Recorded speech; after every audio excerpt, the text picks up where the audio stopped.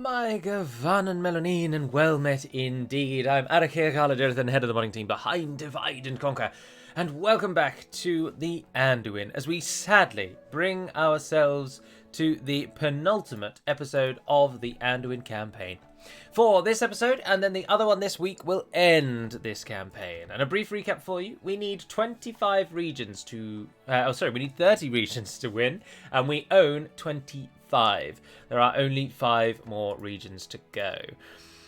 We are going to get those predominantly from our quarrelsome neighbours, the Woodland realm. Now, if you are going to be sticking around this week as well, do note that the Woodland realm has been chosen as the next campaign for the channel. So interestingly, the first time we've actually chosen a nation that is right next to an existing nation, but there's a very good reason for that, because I have recently, and by recently I mean literally this morning in terms of recording, done the work to make it so that the Woodland Realm script has been adjusted a little bit to accommodate a merging of Lothlorien and the Woodland Realm. So the first episode of that one will be live streamed on Saturday 11 o'clock in the morning GMT, Greenwich Mean Time. Tune in if you want to see what the start of the Woodland Realm looks like, and we're going to be playing as them. But for this week, we're going to bring this campaign to a conclusion. Lord Bralarn, our faction leader, is attacking Barzole, where a mighty Woodland Realm garrison resides, but he'll be able to take them down. Elsewhere, we do have some formidable armies up here at Erun and some of the Anduin's finest armies up here besieging, and we've also got Livra, who is skirting around that eastern side. But we've recently learnt that actually Dale have taken the marches of the Northmen, and the Woodland Realm have all that we can really see. Erun, Råberg, and Barzole are about all they have left. There is Captain Glynathorian down here, who's trying to give us grief, but he's never going to take Dawn or Hacknot in a month of Sundays, so we're not too worried about him. Otherwise, though, we are at an end turn, so we shall just go ahead and do that. Now, speaking of the Anduin, because we're playing as them, something that has recently happened for the Anduin... Oh, the Magyar theme is playing. It's easily the best one. Anyway, the Anduin, the skin changes. Again, a plethora of changes have gone into the mod today. And one such change is the skin changes, a suggestion made on the Discord that I heartily agreed with. It seems like, let me just canvass this story with a bit of background. It seems like the bear model is unlikely to make it into Divide and Conquer. Divide and Conquer has always had a massive black hole in our modding capacity when it comes to animations. No one on the team is particularly au fait with animations, and very few of us have ever tried to really add them. I think Hummingbird, in fact, may be the only person who's tried to add them. And he's had some success, and in other cases had unfortunate failings. Animations require a great deal of knowledge, and to be honest, we're all kind of at the point where we're not overly concerned if we learn about animations or not. It's only restricting a couple of units. But one such unit that it's restricting is the bear unit. Now, this would, in essence, act as like a scaled-down elephant, and they would just have the model of bears. And of course, they are thematic for the Anduin, because skin changes change into bears. But in light of the fact that we are unlikely to ever get an actual working bear model, the suggestion and the plan, or the suggestion that I've taken on board and agree with wholeheartedly, is to make the skin changes, give them a bit more oomph. Though I appreciate, skin changes are already one of, if not the best, general's bodyguard in the entire game. How long have these got, by the way? Let's just work out how long we're going to be sieging them for. 7 turns. So Prince Alian is probably going to come and attack our army there, so we'll have a battle there.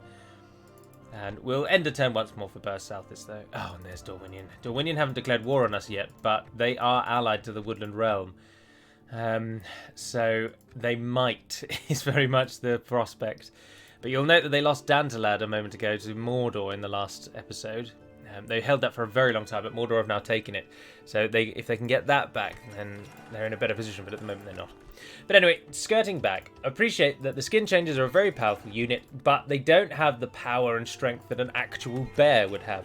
And so a minor meeting of the middle, or meeting in the middle if you will, is to give them a greater mass stat. But not just that, I've also added the body piercing, area damage, and launching traits to them in the EDU. Now before, you all throw your rattles out the pram and cry, Gallo, you've made them so overpowered, that's absolutely ridiculous. Do note that the area effect attack doesn't actually really do anything if the unit's model is very small. You might hit 2 units every now and then. Each skin changer might hit 2 units every sort of 5th strike. That's about it. It is not as hellishly overpowered as you think. The launching trait, which is actually supposed to allow the unit to knock other units off their feet, actually doesn't really do anything with a bit of testing and is an entirely useless one. And similarly, the body piercing doesn't really have an effect with melee weapons. It's designed for ranged weapons. But what has made the skin changes better is I hugely improved their mass stat.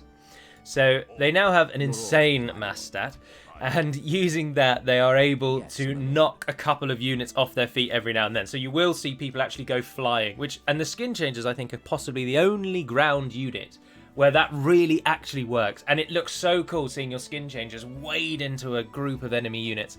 And then there's Gondor militia flying left and right. And I say that because I always test against Gondor militia, so they're always in my brain. They're always flying left and right. And the skin changers punch really deep into the enemy line.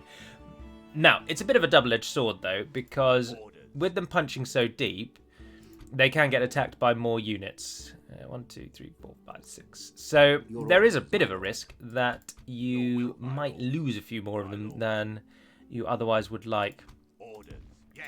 But I don't think that actually will have too much of a problem. They're already an interesting unit that requires that you utilise some restraint in battle, because of course whilst they can't be stunned anymore with the removal of stun lock, they can still be completely surrounded, and that often does hinder them massively. So you just have to be a bit careful, but you already had to be a bit careful, so it didn't change all that much, really. Why does Eminu Fuin hate me so much? Because we are not their culture, they are Elven. Now, I do appreciate it will be a bit, it's a bit disappointing is probably the wrong word, that we are going to be fighting in the same place for the Woodland Realm campaign.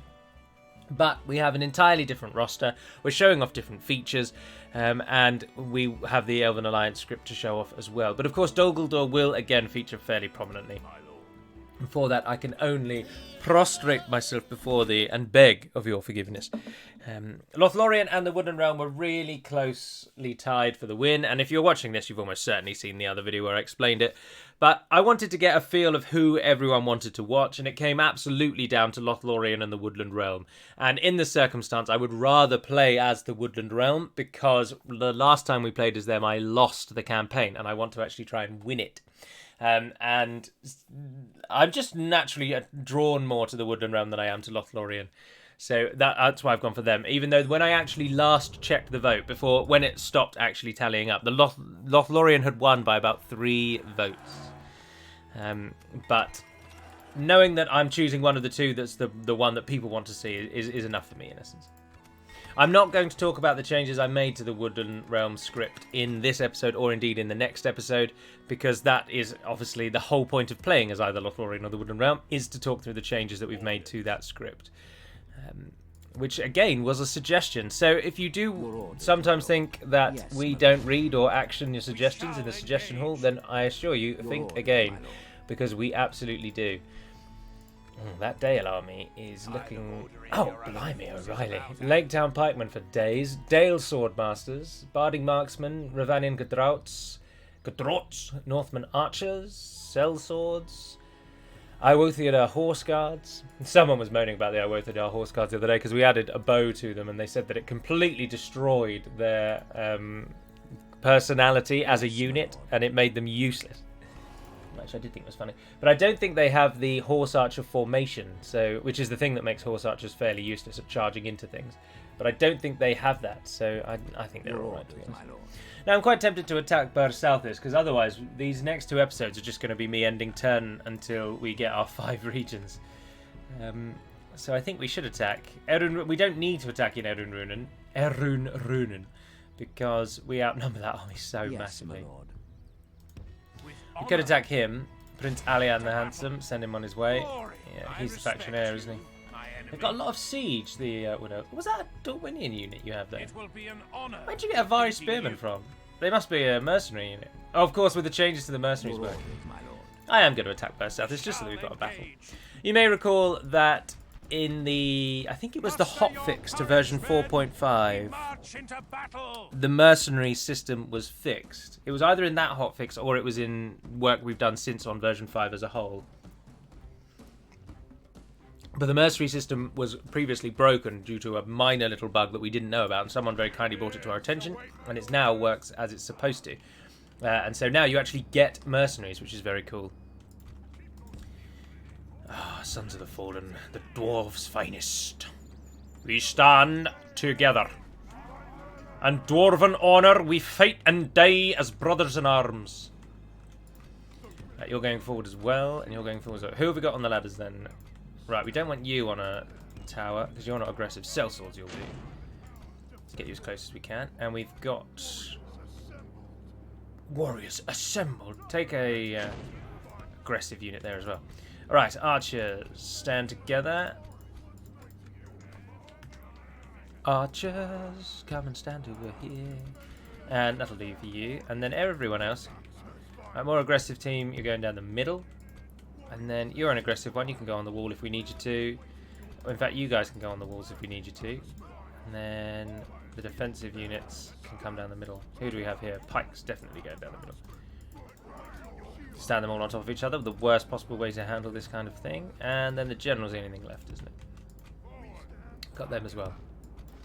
Alright, let's group them together as a team as well. There we are.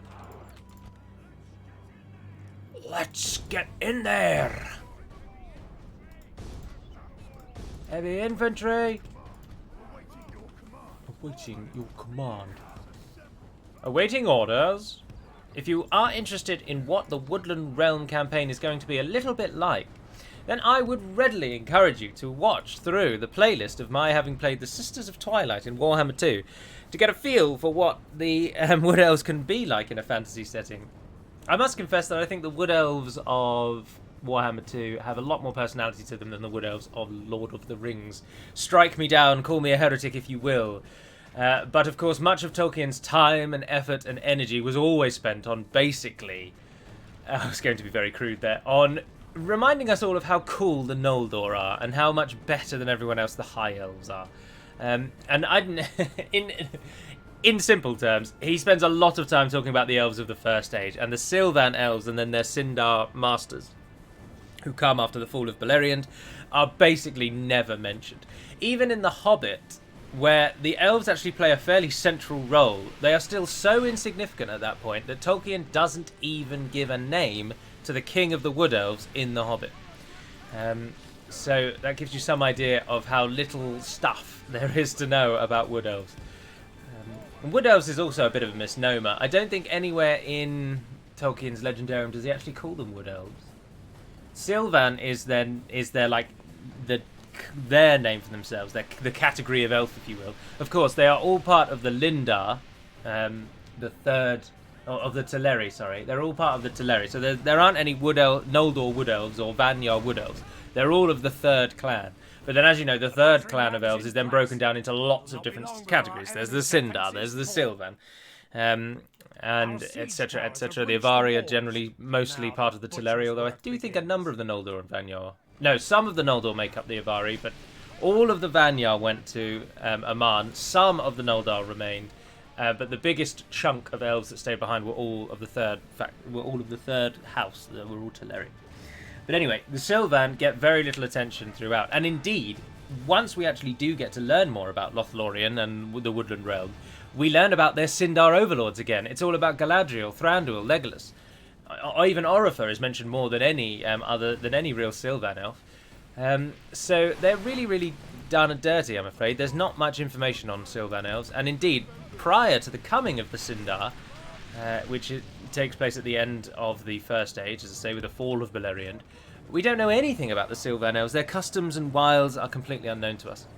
We do, of course, have the famous line, which is oft quoted, where the Wood Elves are more dangerous and less wise than their kin in the West.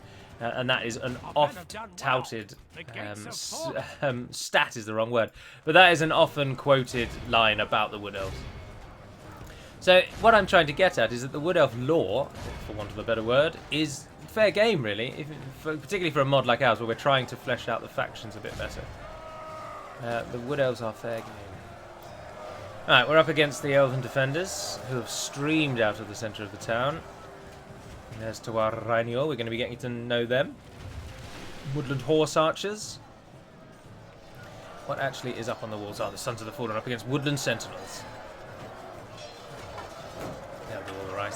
They should do better than all right. We've got a load of people coming through behind to boost their mass stat by forcing their way into those lines. And at the gates, is the backup force ready to go in? Yes, it is. Let's just charge them in. Walls are being secured. Our archers are firing on things, but nothing's really happening. And indeed, they've killed more of us than we've killed of them so far. If we continue like this, we will smash the... But I do think victory will be ours. We're just going to rush everyone in through that gate. Push through, push through, push through. There we are. Right, let's speed it up as we flood through the gate. We've captured the enemy's walls. We are deterred slightly by the Elven defenders, blocking our route. 32 of them.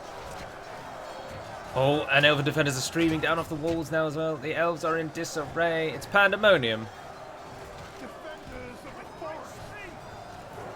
Alright, let's try and move this lot through then, so that they actually do a thing. Let's go, let's go, let's go, let's go. There we are. And then they just flood onto the wall. That's what we want to see. If we can't kill them with strength of arms, we'll bloody well flood them with men. They're getting hounded at the gate, though. They might end up taking this, you know. Skin changes. This, is, of course, is our faction leader. That's why he has so many skin changes. And the towers are doing well against us. Real towers that they have here. I really like this tower design. Obviously, this is just a standard medieval 2 wooden wall. You'll recognise it. But with the simple addition of that tower, shrunk to the right proportions, it all of a sudden looks like it was always designed to be an elven tower. It does look a little bit like a tower wearing a wig, but I think you can look past that to see the Woodland Realm town beyond. Looks very cool, the Woodland Realm town. You can use these walkways if memory serves. One of them you certainly can, with the door there. Yes, that's why it's allowing me to do the building sign up there. But the AI, of course, has no idea that they're there. They're only a human player would actually be able to use them to any real degree. Right, we're now coming to the disappointing realization that assaulting walls is almost always suicide when you are the attacker. I don't know what it is about walls, but it just happens all the time. My units just get massacred by the defenders. And when the situation is reversed, my defensive units get slaughtered by the assaulting armies. It's very disappointing. But our large blob of men in the middle there is doing alright. Right, let's get the skin changes up, because you're only taking arrow losses, so let's get that undone. Remember that all of the stuff that I just mentioned about skin changes, whilst I actually could have put it into this, because it is save game compatible, is not in this game. You're not going to see the skin changes here throwing and knocking men around.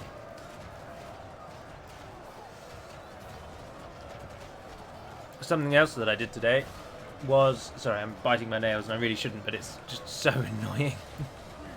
Something else that I did today was hugely buff the Sauron bodyguard.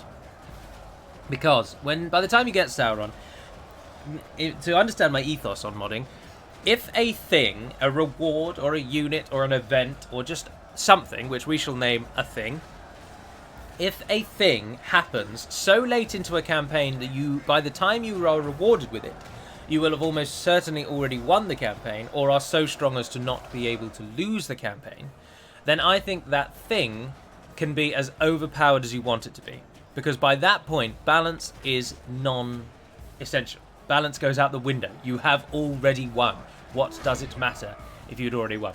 Think of, in my mind, it's as if you were given a reward for actually winning the game. That reward can be as ridiculous as you want it to be, because there's no challenge left. You've won the game. And that is very much something that I apply to situations whereby you've almost won the game. And so with that theory in mind, I have buffed Sauron's unit as much as humanly possible so that the thing is a demon in battle. Because, of course, you will recall that when Sauron was an elephant-style unit, he was really, really powerful. He was a very strong unit. And he would just massacre basically anyone he came upon. Only half the enemy force remains. But now he's been reduced to an infantry unit. He is still incredibly powerful, but the nature of him being an infantry unit just means he's far more susceptible to taking little losses here and there, to the actual unit that he has as his bodyguard. So I've made that bodyguard insanely powerful to try and counter that. And the reasoning is because by the time you get Sauron in a Mordor campaign, you will have almost certainly won the game already. Or you are so close to winning the game that it just doesn't matter if he's overpowered. And I really do not understand arguments against that point. If you have won the game, what does it matter if you get a stupidly powerful unit as a reward? It just doesn't matter. The game is over. And so that's a theory that I've applied to Sauron. Now, it wasn't the enemy siege, enemy towers that was doing well. It's the enemy siege that's doing well. They were shooting away at us, and we've lost an awful lot of archers though to tower fire. But what we're going to do now is charge all of our archers in and just try and blob the centre. We're chasing an enemy unit down the centre, Woodland warriors, but they're up against skin changers, so they'll go down really quickly. There we are. Right, skin changers though. Lord Brolarn. Go and shut down that catapult crew. I don't know who these are all fighting, but what we need them to do is just block the enemy's path, really. Just get everyone to the middle and let's just win this on a time. We'll demoralise the enemy, because they're beating us on those walls, aren't they? Well, this earlier in the campaign, I'd be really disappointed with this victory, but as it stands, I'm not too fast. I think we probably are closing in, actually, on a developer diary being about due. And so I think once the Woodland Realm campaign begins, I'll look to do a developer diary. Oh, we need to get them out of the way because those towers are slowing us. There we are. The towers stop shooting as soon as their elves bugger off. And by that I mean die. Can you actually destroy that catapult? Oh, no, they can't. There we go. Victory is ours. We lost 1,000. Only by a sword's edge. 158 kills. Brolarn himself did very well. 100 kills, Sons of the Fallen, not surprising. Everyone else fairly mediocre there, actually. Disappointing. Disappointing.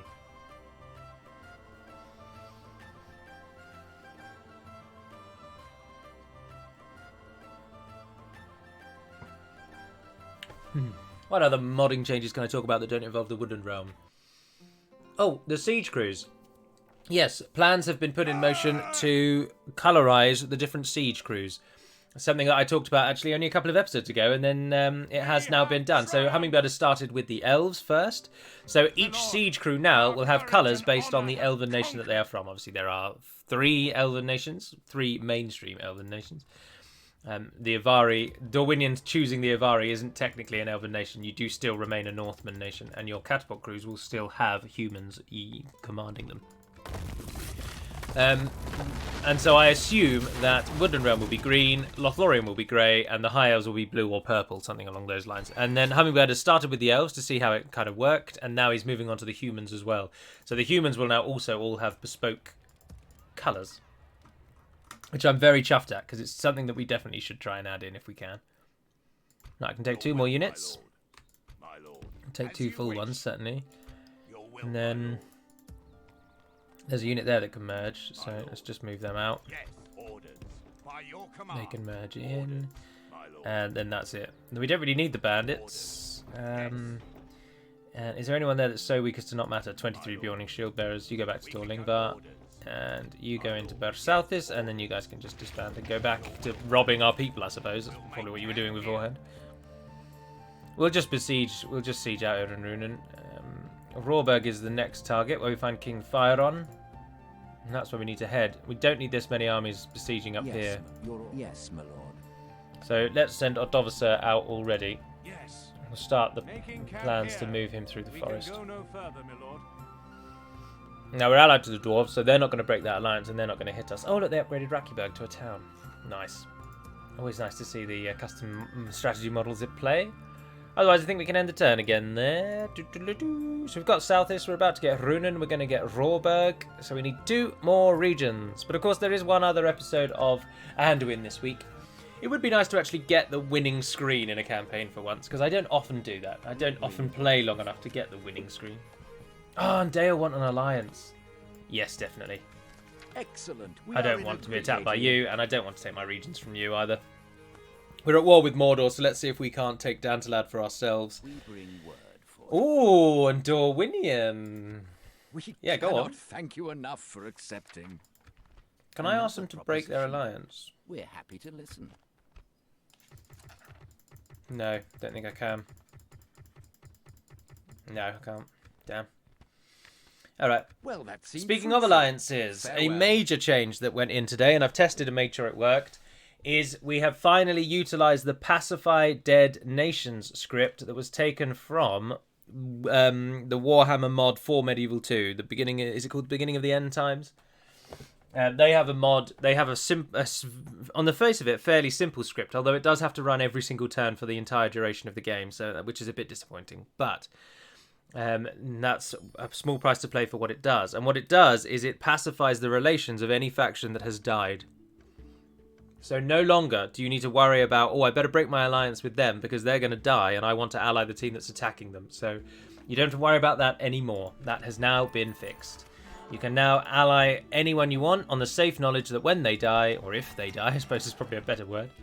If they die, your relations with their attackers will be set to neutral and you will be able to ally them. Well, they won't be set to neutral, sorry. Your relations will be set. Your relations with the dead nation will be set to neutral. And so will their relations with everyone. So you are not restricted. And it didn't seem to have an effect on the turn time, so I'm happy with that. Your orders, my Dover says heading down to Rawberg. How long has Runen got now? 4 more turns. Should we just auto-resolve the win here? See how well we all get on. We've got 3 nations attacking it. Clear victory. Jesus, 1,073 there. Glory, honor. Yes, my lord. Alright. Solid victory, lads. Your orders, Chappies. my lord. Chippy chappies. I'm going to take Yes, you and my you. And you. And you, I suppose. I won't take 61 of you. Come and stand next to our good friend Prince Alian. Splitting our forces. Your will, my lord. And then from here, I can take you and you and you. As you wish. He can take 6 more. Your You got anyone for him? Oh, I can take some of your cav. Oh yeah, look, 4 units of your cav. By your command. Your will, my lord. There we are. And then have you got Yes, 2 my things else that we could use? Oh, you've got those elves. I'll take those. Oh, and the Bjorning Shield Bearers. Yeah. By your command. For the light. Yes, my lord. As you wish, my lord. Everyone else Your orders, can my hopefully go in there. With Can they? honor. Your will, my lord. My lord. Does that give you more merging options? Oh, only 1. lord. Yes, my lord. Anything that's not really of use, 7 of use can just go away. 8, not worried about that. Not worried about that. 37 Bjorning Defenders, whilst being a better Your unit. orders, my lord. Not overly concerned. And there we are, we've now got 2 armies. Yes. Hit Alian, he's off again. We shall And then engage. all of you save An for 176 of them. honourable Glory as you command. Clear victory. Sent him packing. Glory, honor. There we are. Alright, so now we've got Runen as well. We only need 3 regions. Rawberg, Dantalad, and somewhere else. So if we're going to take Dantalad, let's begin preparations for that. We shall If you can all engage. attack Glanathion, Honourable, glorious victory. just send him back to Rawberg as well. Triumph. Perfect. Yeah, and then you come down. Because we're gonna need a lot to take Mordor. If they've got any great beasts, we're scuppered basically. Yes, my lord. Totila, build me some watchtowers while the army prepares. Can you train anything here? No, you can't. Okay, so these 2 are going to take Dantalad. You 3 need then to take our Rawberg and something else. But I'm pretty sure Rawberg is now the Elves' final region. And after Dantalad, I don't know, we can take what we want, I suppose. We couldn't just walk in there and hit them. So, as long as that is the Woodland Realm's final region, then we're okay. But I don't think we need 2 of you to go for that. So if Adovasa, you go for Rawberg, and then Yes, my lord. Alboin and Your Livra. order- Yes, my lord. Making camp here. We can go no It's a further, my lord. blooming long way, Yes, but my let's lord. get you Your down orders, my to lord. Mordor. We shall continue Yes. tomorrow. Alright, let's end the turn. Oh, I didn't move you back. Yeah, so the pacify thing has gone in. A few other little minor bits and bobs, like in Gondor now, for example, the 3 Gondor mainstream units that Boromir starts with. So he's got Gondor infantry, spearmen, and archers, and he has 1 of each with him in his garrison. That someone suggested we make them as fully upgraded as possible, so that at the start of the game you get a nice little teaser for what you can get at the later stage of the game. And I think that's a good idea. I agree with that. So they were upgraded to have their full armor. So they have gold armor now at the start. Someone suggested that Osgiliath veterans be allowed to be trained for Dol Amroth in Osgiliath, because apparently they were only available in Minas Tirith. And when I looked in the files, they actually are available in Osgiliath already. Yes, so I my don't really know. But if that was your suggestion, that's already actually in the mod, so it didn't need to be Yes, my made, lord. I'm afraid. Well, I'm not really afraid, but there we are. Right, that second Dagor lad thing is almost certainly the news that the Woodland realm has now dropped to a certain number of regions, and their last stand script has just kicked in. But their last stand army comes near Thranduil's halls, so I don't think we need to worry about it. I think the dwarves have probably got that one wrapped up. We could do with putting a few more units in the garrison of these two, because they don't like us at all. Did I not execute all the people here? I think I did. Leodolt, you train 2 of those and 2 of those, and then just send one out and then another out. Yeah, that should do. Your orders, my lord. Right, Dorwinion just got... it's going to be Dorwinion, isn't it? They're going to attack us, aren't they? Yes, my lord. Yes. Leave behind 82 of you. By your command. Your orders, my lord. There we are, and Tortilla comes with you. Mighty We are at war with Mordor, aren't we? Yeah, we are. Yeah, we'll take our town from Mordor. You can retrain, thank you. I'm just a little worried about Valakar there. I think he's going to do what I really don't want him to do. not a diplomat. But we have got Alboin and Lever coming down. And if Dorwinion want to be the ones that give us our 25th region, then We can go no so further. bloody be it. Dorwinion can face the swords of the Anduin Vale. Callie agrees. Yes, I know. Oh. Callie is meowing at me because I've provided her with her dinner, but because she's such a prissy little princess, the dry food of which we have supplied today apparently does not meet her high standards. And so she begrudgingly eats it, but meows at us non-stop while she does so, hoping that we're going to produce her favourite dry food. But her favourite dry food, unfortunately, only comes from a dedicated pet store and stinks. That's probably why she likes it. Gondor's leader is dead. It seems like Gondor is dead. Yes, they are. Dor Norhak is rioting against us. Oh, of course. Did we wipe everyone out here as well, though? Looks like we did. We need more people here, though. Now, what you can't see is Ankalame is now sitting in front of the screen and blocking off this entire corner down here. I can't actually see this. Everything underneath the mouse is cut off by the cat now. She's glaring at me with those big eyes. Orders. Yes. Give me better food, human. Give me better Your food. orders, my lord. Yes, my lord. With We've honor arrived at Dantalad, to battle. We shall and so has Bralarn. It's such a hard one name to say. Don't you dare jump on that screen. I see you eyeing it up. Yes, my lord. And then moving to the Rawberg. Perfect. I think we've set ourselves up perfectly to win in the next episode, because that is going to be where today's episode ends. So, rundown. As I say, there'll be one more Anduin episode this week. It will be on the normal day, which is it Thursday? Does it go up? I think it's Thursday. Can't really remember. But the other day that there's a video this week that's DaC based, it will be the last Anduin episode. So tune in if you want to see the final message.